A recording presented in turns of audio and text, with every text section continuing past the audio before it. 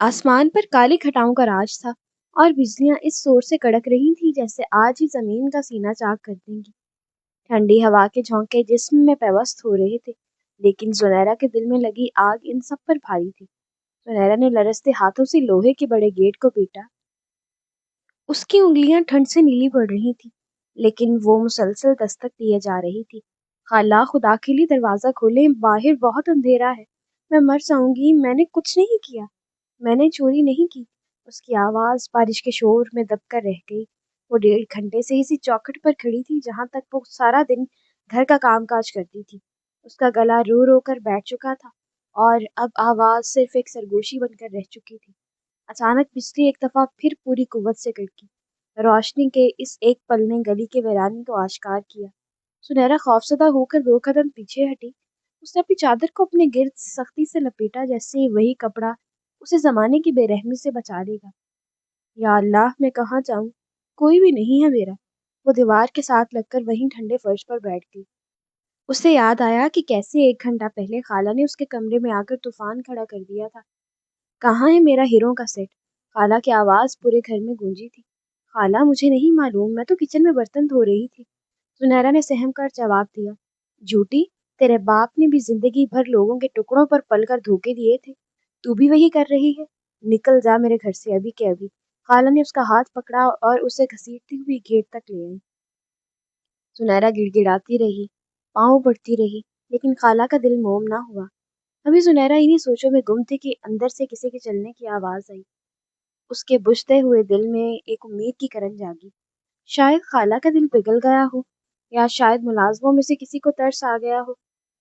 Gate एक झटके से खुला। सामने बूढ़ा चौकीदार खड़ा था, जिसकी आंखों में हमदर्दी के बजाय बेजारी थी। बाबा, खुदा का वास्ता है, खाला से कहीं मुझे अंदर आने दे। जुनैरा ने उसका दामन थाम लिया। चौकीदार ने तिरछी नजर से उसे देखा और हाथ छुड़ा लिया। बीबी, मुझे क्यों गुनाहगार करती हो? साहिबा का हुक्म है कि तुम्हें अंदर ना आने। उन्होंने साफ कहा है कि अगर मैंने दरवाजा खोला तो मैं नौकरी से जाऊंगा। लेकिन बाबा, इतनी बारिश में मैं कहाँ जाऊंगी? जुनैरा की हिचकी बंद गई। वो मुझे नहीं मालूम। साहिबा कहती है कि जो लड़की अपने ही घर में चोरी कर सकती है, वो सड़क पर भी रह सकती है। अब जाओ यहाँ से, शोर मत मचाओ। मेरी नींद खराब हो रही है। खटाक, दरवाजा एक बार फिर बंद हो गया। सुनहरा को ऐसा लगा जैसे वो आवाज दरवाजे की नहीं, उसके नसीब की थी, जो उस पर हमेशा के लिए बंद कर दिया गया हो। बारिश की शिद्दत में इजाफा होता जा रहा था। सुनहरा ने महसूस किया कि अब वहां रुकना फजूल है। उसके पैरों में जान नहीं रही थी, लेकिन बका की जबलत ने उसे चलने पर मजबूर किया था। वो सड़क पर निकल आई। सुनसान सड़क, जहाँ स्ट्रीट लाइट्स भी मध्यम थी और बारिश के पानी के थपेड़े उसे पीछे से धकेल रहे थे। वो लड़खड़ाती हुई चल रही थी। उसे मालूम नहीं था कि रास्ता कहाँ जा रहा है। उसके जहन में सिर्फ एक ही बात घूम रही थी। क्या एक यतीम लड़की की कोई जगह नहीं होती? क्या खून के रिश्ते इतने ही खोखले होते हैं कि एक झूठे इल्जाम पर उसे मौत के मुंह में धकेल दिया जाए? उसका सर चकराने लगा। सर्दी उसकी हड्डियों तक पहुंच चुकी थी। दूर से उसे एक गाड़ी की हेडलाइट्स रोशनी अपनी तरफ आती महसूस हुई। उसने हाथ उठाकर इशारा करना चाहा, लेकिन नकाहत इतनी थी कि हाथ खुद ब खुद गिर गया। या अल्लाह, मदद! ये उसके आखिरी अल्फाज थे, इससे पहले कि अंधेरा उसकी आंखों के सामने छा जाता। वो सड़क के किनारे लगे एक बड़े दरख्त के साए में ढेर हो गई। गाड़ी की ब्रेकों की चिंगार सुनाई दी और फिर खामोशी छा गई। बारिश की शिद्दत अब कुछ कम हो चुकी थी, मगर हवा की खुनकी पहले से ज्यादा तेज हो चुकी थी। सड़क के किनारे इस पुराने बरगद के दरख्त के नीचे सुनहरा साकत पड़ी थी। जिंदगी की रमक इतनी कम थी कि दूर से वो कोई ढेर मालूम होती थी। इसी असना में एक स्याह रंग की पुरताइश गाड़ी सुस्त रफ्तारी से वहां से गुजरी। दानियाल, जो शहर का एक मारूफ बिजनेसमैन था, आज एक कारोबारी मीटिंग से देर से लौट रहा था। अचानक उसकी नज़र सड़क के किनारे पड़ी इस इंसानी वजूद पर पड़ी। उसने फौरन ब्रेक लगाई। कौन हो सकता है इस वक्त यहाँ? दानियाल ने खुद कलामी की और गाड़ी से बाहर निकला। उसने करीब जाकर देखा तो उसके पैरों तले से जमीन निकल गई। एक नौजवान लड़की, जिसके कपड़े कीचड़ में लथपथ थे और चेहरा जर्द पड़ चुका था, बेहोश पड़ी थी। दानियाल ने घबरा कर उसकी नब्ज चेक की। नब्ज बहुत डूब रही थी। उसने बगैर वक्त जाया किए जुनैरा को सहारा देकर उठाया और गाड़ी की पिछली नशिस्त पर लिटा दिया। शहर के एक निजी अस्पताल के इमरजेंसी वार्ड में दानियाल परेशानी के आलम में टहल रहा था। डॉक्टर्स अंदर जुनैरा का मुआयना कर रहे थे, लेकिन कुछ देर बाद डॉक्टर बाहर आए। डॉक्टर, वो कैसी है? दानियाल ने बेताबी से पूछा। डॉक्टर ने संजीदगी से जवाब दिया, शदीद ठंड और जहनी सदमे की वजह से हालत गैर थी। अगर आप उसे आधा घंटा भी देर से लाते तो शायद हम उसे बचा ना पाते। फिलहाल हमने उसे ड्रिप लगा दी है, होश आने में कुछ वक्त लगेगा। दानियाल ने इत्मीनान की सांस ली। वो सोच रहा था कि इतनी मासूम दिखने वाली लड़की इस हाल में सड़क पर कैसे पहुंची।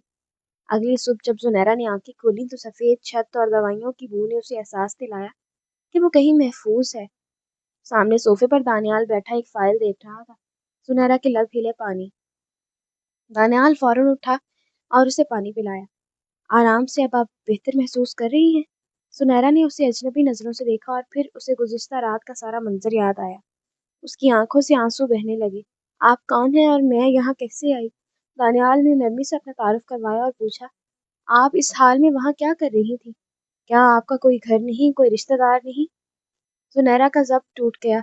उसने हिचकियों के दरमियान दानियाल को अपनी खाला की संगदिली, चोरी के झूठे इल्ज़ाम और इस बेरहमाना निकाले जाने वाली पूरी दास्तान सुना दी। मेरे पास जाने के लिए कोई जगह नहीं है, मैं अब कहाँ जाऊंगी? वो बेबसी से बोली। दानियाल खामोशी से उसकी बातें सुनता रहा। वो एक तजर्बाकार इंसान था और लोगों की पहचान रखता था। उसे सुनहरा की आंखों में झूठ कहीं नहीं नजर आया था, बल्कि सच्चाई और कुर्ब नजर आया था। सुनहरा देखो, दुनिया में हर इंसान बुरा नहीं होता। दानियाल ने संजीदगी से कहा, मेरी वालदा घर में अकेली होती हैं और उन्हें किसी ऐसी लड़की की ज़रूरत है जो उनका ख्याल रख सके और घर के इंतज़ामी मामलात भी देख सके। अगर तुम्हें एतराज़ ना हो तो तुम मेरे घर में बतौर हाउस मैनेजर रह सकती हो। वहाँ तुम्हें इज्जत भी मिलेगी और तहफ़्फ़ुज़ भी।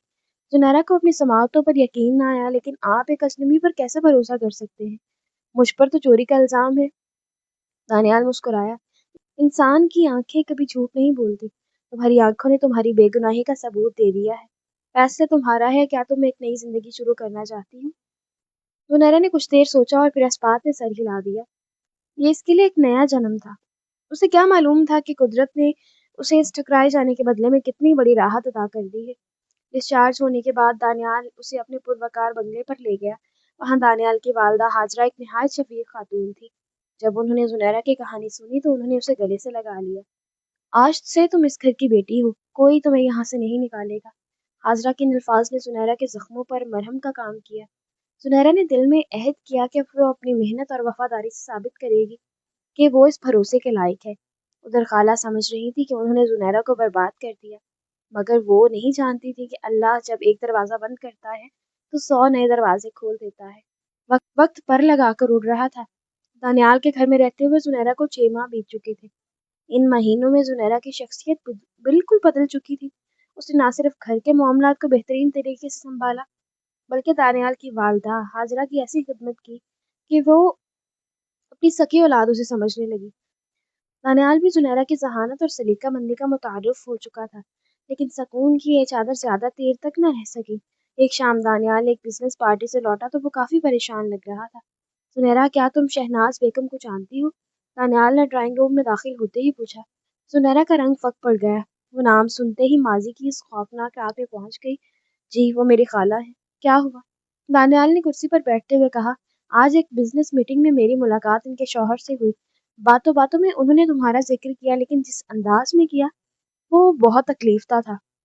वो कह रहे थे कि तुमने इनके घर से लाखों का जेवरात चोरी किए हैं और फरार हो गई हो। सुनैरा की आंखों में आंसू आ गए। दानियाल साहब, मैंने आपको पहले ही बता दिया था कि वो झूठा इल्जाम था। मैंने कभी किसी की एक पाई नहीं ली। हाजरा ने करीब आकर जुनैरा के सर पर हाथ रखा। बेटा, हम तुम पर पूरा भरोसा करते हैं। दानियाल, तुम इनकी बातों में मत आना। अगले ही हफ्ते कुदरत ने एक ऐसा मोड़ लिया जिसकी किसी को तवक्को न थी। खाला का इकलौता बेटा हमाद, जो कि जुआ और नशे की लत में पड़ चुका था, एक बड़े झगड़े में पुलिस के हत्थे चढ़ा। तलाशी के दौरान उसके पास से वही हीरों का सेट बरामद हुआ जिसे चोरी करने का इल्जाम जुनैरा पर लगाया गया था। खाला और उनके शौहर पुलिस स्टेशन पहुंचे तो मालूम हुआ कि हमाद ने एतराफ़ जुर्म कर लिया है। अम्मी, मुझे माफ़ कर दे। मैंने वो सेट अलमारी से निकाला था ताकि अपने कर्जे उतार सकूं। मुझे मालूम था आप जुनैरा पर शक करेंगी, इसलिए मैंने खामोशी इख्तियार की।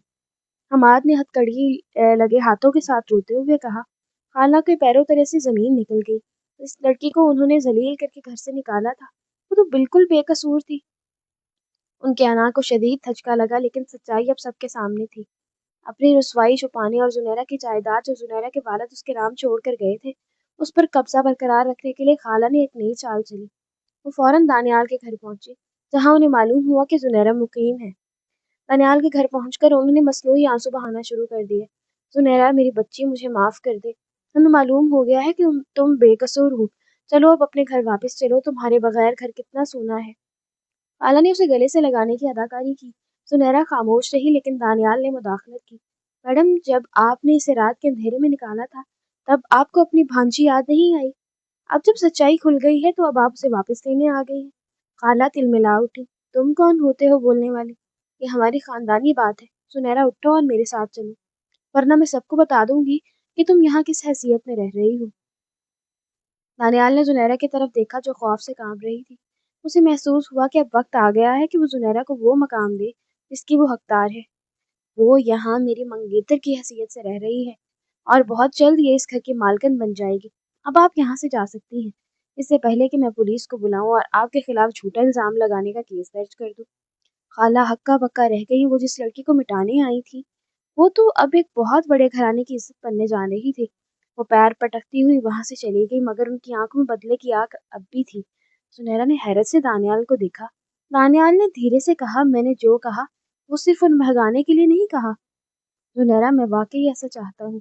دانیال کے اس اچانک فیصلے نے زنیرہ کی دنیا بدل کر رکھ دی تھی۔ وہ جو کل تک ایک بے سہارا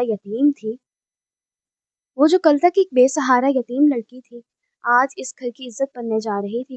حاضرہ نے جب دانیال کی بات سنی تو ان کے چہرے پر ایک فاتحانہ مسکراہٹ پھیل گئی۔ انہوں نے فوراً زنیرہ کو گلے سے لگایا اور اس کے ماتھے پر بوسہ دیا۔ دانیال، تم نے میرے دل کی مراد پوری کر دی۔ میں تو کب سے یہی چاہتی تھی، حاضرہ نے خوشی سے نہال ہوتے ہوئے کہا۔ زنیرہ کے پاس الفاظ نہیں تھے، بس اس کی آنکھوں سے تشکر کے آنسو بہہ رہے تھے۔ اسے یقین نہیں آ رہا تھا کہ زندگی اتنی جلدی اپنا رخ بدلے گی۔ دوسری طرف خالہ اپنی ناکامی اور ذلت کو ہضم نہیں کر پا رہی تھی۔ انہوں نے ایک آخری کوشش کرنے کا سوچا۔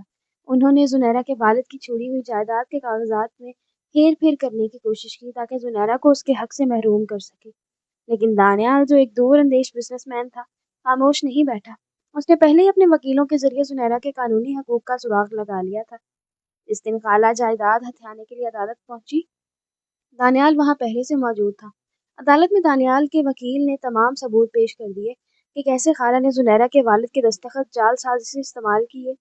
جج نے نہ صرف زنیرہ کی جائیداد اسے واپس دلانے کا حکم دیا بلکہ جعل سازی اور دھوکہ دہی کے جرم میں خالہ اور ان کے شوہر پر بھاری جرمانہ عائد کیا۔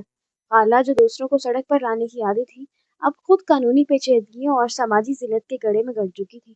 ان کا اپنا بیٹا پہلے ہی جیل میں تھا اور اب ان کی دولت اور تکبر کا غرور بھی خاک میں مل چکا تھا۔ کچھ ہفتوں بعد دانیال کے گھر میں خوشیوں کا سما تھا۔ گھر کو رنگ برنگی روشنیوں اور پھولوں سے سجایا گیا تھا۔ زنیرہ، جو کبھی پھٹی پرانی چادر میں لپٹی اس چوکھٹ پر آئی تھی، آج سرخ رنگ کے خوبصورت عروسی لباس میں ملبوس تھی۔ نکاح کے وقت جب قاضی صاحب نے پوچھا، زنیرہ بنت علی، کیا آپ کو دانیال بن اسلم سے یہ نکاح قبول ہے؟ زنیرہ نے بھرائی ہوئی آواز میں کہا، قبول ہے۔ اس ایک جملے نے اس کے ماضی کے تمام دکھوں پر ہمیشہ کے لیے پردہ ڈال دیا تھا۔ دانیال نے زنیرہ کی طرف دیکھا اور دھیمے سے کہا، میں نے تم سے وعدہ کیا تھا کہ میں تمہیں کبھی اکیلا نہیں چھوڑوں گا۔ آج سے تمہارا ہر دکھ میرا اور میری ہر خوشی تمہاری ہے۔ شادی کے بعد زنیرہ نے اپنی جائیداد سے حاصل ہونے والی رقم کا ایک بڑا حصہ یتیم بچوں کے ایک سینٹر کو عطیہ کر دیا۔ اس نے فیصلہ کیا کہ وہ ان لڑکیوں کی مدد کرے گی جن کا اس دنیا میں کوئی بھی نہیں ہوتا۔ ایک شام دانیال اور زنیرہ لان میں بیٹھے چائے پی رہے تھے۔ آسمان پر بادل چھائے ہوئے تھے اور ہلکی ہلکی بوندیں گر رہی تھی۔ زنیرہ نے بارش کی طرف دیکھا اور مسکرائی۔ تمہیں اب بارش سے ڈر نہیں لگتا؟ دانیال نے اس کا ہاتھ تھامتے ہوئے پوچھا۔ زنیرہ نے نفی میں سر ہلا دیا، نہیں دانیال، اس رات کی بارش نے مجھ سے میرا گھر چھینا تھا، لیکن اسی بارش نے مجھے آپ تک پہنچایا۔ اب مجھے احساس ہوا کہ طوفان ہمیشہ تباہی کے لیے نہیں آتے، بلکہ بعض اوقات وہ ہمارا راستہ صاف کرنے کے لیے بھی آتے ہیں۔ سورج بادلوں کی اور سے نکل رہا تھا، بالکل اسی طرح جیسے زنیرہ کی زندگی میں اندھیری رات کے بعد ایک خوبصورت اور روشن سویرا طلوع ہو چکا تھا۔